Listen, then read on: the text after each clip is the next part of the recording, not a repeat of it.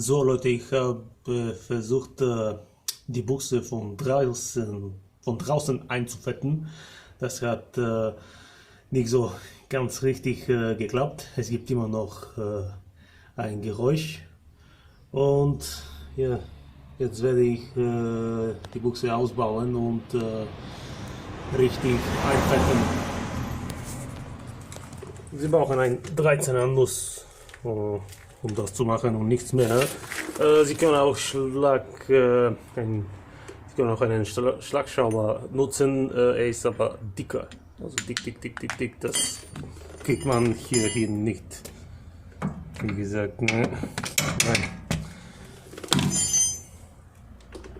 Aber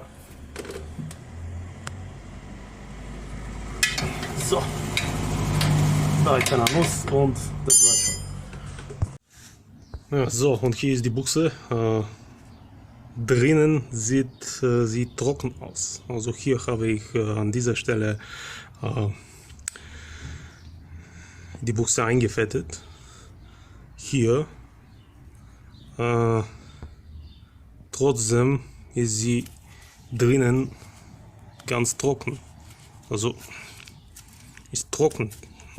Also, ja, hier. Das Ding kostet 1 Euro. Das können Sie wechseln, wenn Sie das Auto langfristig behalten wollen. Aber ja, erstmal einfetten und danach sehen wir mal.